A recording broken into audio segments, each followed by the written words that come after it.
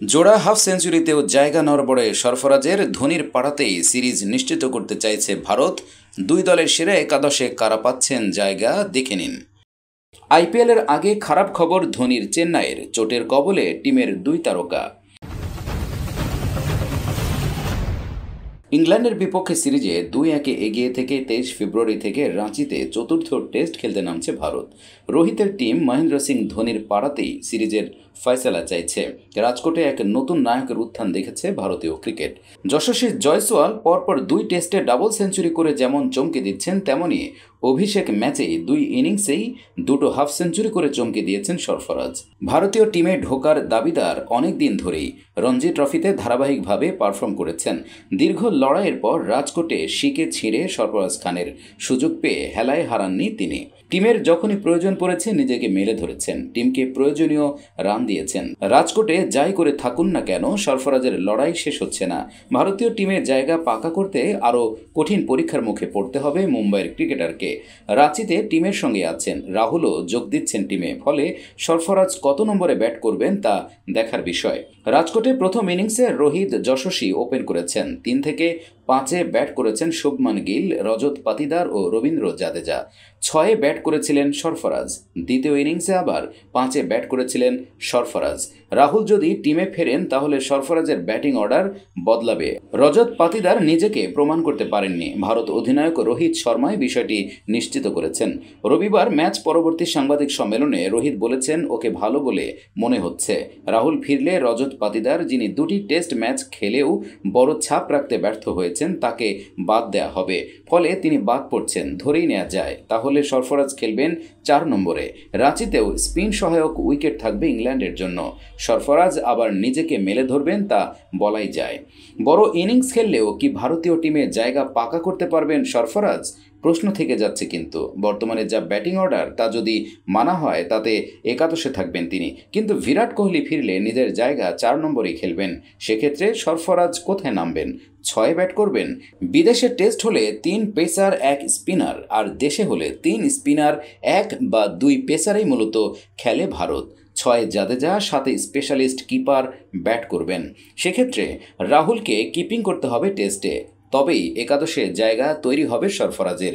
কিন্তু মুম্বাইয়ের ক্রিকেটার এখন অঙ্ক নিয়ে ভাবতে চান না, বরং ভারতের হয়ে এমন পারফর্ম করতে চান যার পর তাকে আর টিম থেকে বাদ না দেয়া যায়। যা ফর্মে রয়েছেন তাতে রাঁচিতে সরফরাজের ব্যাটে সেঞ্চুরির প্রত্যাশা করাই যায়। ভারত অবশ্য তাদের কৌশল পরিবর্তন করতে পারে এবং অতিরিক্ত স্পিনার খেলাতে পারে। তৃতীয় টেস্ট ব্যতীত ভারতীয় দলে দ্বিতীয় সিমারের ব্যবহার সীমিত করা হয়েছে। হায়দ্রাবাদে প্রথম টেস্টে সিরাজ মাত্র 11 ওভার বল করেছিলেন, যেখানে মুকেশ দ্বিতীয় টেস্টে 12 ওভার বল করেছিলেন। রাঁচিতে যদি একজন পেসার খেলানো হয় তবে ভারত রবিচন্দ্রন অশ্বিন, রবীন্দ্র জাদেজা এবং কুলদীপ যাদবকে নিয়ে বিদ্যমান স্পিন লাইন আপের সঙ্গে একাদশে অক্ষর প্যাটেল এবং ওয়াশিংটন সুন্দরের মধ্যে একজনকে নিতে পারে। ধ্রুব জুরেল গ্লাভস হাতেই ভালোই পারফরমেন্স করেছেন, ফলে তিনিও থাকছেন একাদশে। বুমরাকে বিশ্রাম দেওয়া হতে পারে এই ম্যাচে। বুমরা না থাকলে পেস বোলিংকে নেতৃত্ব দেবেন মোহাম্মদ সিরাজ। রাজকোট টেস্টে ভালোই বোলিং করেছেন। টিম ম্যানেজমেন্টের ভাবনা রয়েছে এখানে। দ্বিতীয় পেসার কে? স্কোয়াডে রয়েছেন বাংলার 2 পেসার মুকেশ কুমার ও আকাশদীপ। ঘরোয়া ক্রিকেটে দুটোই পরিচিত নাম। মুকেশ কুমার টেস্ট খেলেছেন, আকাশদীপ এই সিরিজে ডাক পেয়েছেন, কিন্তু তাকে এখনই অভিষেক নাও করাতে পারে ভারতীয় থিম ট্যাঙ্ক। ইংল্যান্ডের বিপক্ষে চতুর্থ টেস্টের জন্য ভারতের সম্ভাব্য একাদশ: রোহিত শর্মা অধিনায়ক, যশস্বী জয়সওয়াল, শুভমান গিল, লোকেশ রাহুল, সরফরাজ খান, ধ্রুব জুরেল, রবিচন্দ্রন অশ্বিন, রবীন্দ্র জাদেজা, অক্ষর প্যাটেল, কুলদীপ যাদব, মোহাম্মদ সিরাজ। ভারতের বিপক্ষে চতুর্থ টেস্টের জন্য ইংল্যান্ডের সম্ভাব্য একাদশ: Jack Crawley, Ben Duckett, Ollie Pope, Joe Root, Jonny Bairstow, Ben Stokes অধিনায়ক, Ben Foakes, Rehan Ahmed, Tom Hartley, Mark Wood, James Anderson. আইপিএলের আগে খারাপ খবর ধোনির। চেন্নাইয়ের চোটের কবলে টিমের 2 তারকা। রঞ্জি ট্রফির গ্রুপ পর্ব শেষ, এবার নকআউটের পালা। আর নকআউট পর্ব শুরুর আগে হঠাৎই চাপে মুম্বাই। একই সঙ্গে চাপে পড়ে গেছে মহেন্দ্র সিং ধোনির চেন্নাই সুপার কিংসও, কারণ চোটের কারণে রঞ্জি ট্রফির বাকি মৌসুম থেকে ছিটকে গেলেন অলরাউন্ডার শিবম দুবে।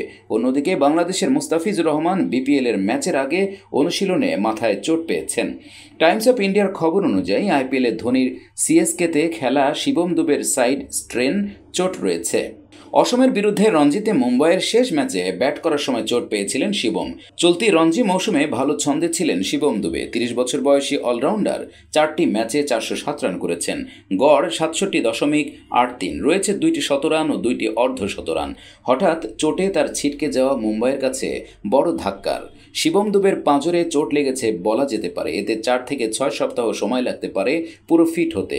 ২৩ মার্চ থেকে যদি আইপিএল শুরু হয়, সেক্ষেত্রে প্রথম দিকের কয়েকটা ম্যাচে শিবম দুবের না খেলার সম্ভাবনা থাকছে। গত মৌসুমে সিএসকে জার্সিতে শিবম ১৬টি ম্যাচ খেলেছিলেন, তাতে ৪১৮ রান করেছিলেন। ধোনি তার উপর একাধিক ম্যাচে আস্থা রেখেছিলেন, তার প্রতিদান দিয়েছিলেন শিবমও। ২০১৯ সাল থেকে শিবম দুবে আইপিএলে খেলছেন। এখনও অবধি আইপিএলে ৫১টি ম্যাচে শিবম ১১০৬ রান করেছেন। দেশের হয়ে এখন অবধি ২১টি টি-20 ম্যাচ খেলেছেন শিবম দুবে, আর একটি ওডিআইতে খেলেছিলেন। আন্তর্জাতিক টি-20তে তিনি নিয়েছেন ৮টি উইকেট আর করেছেন ২৭৬ রান।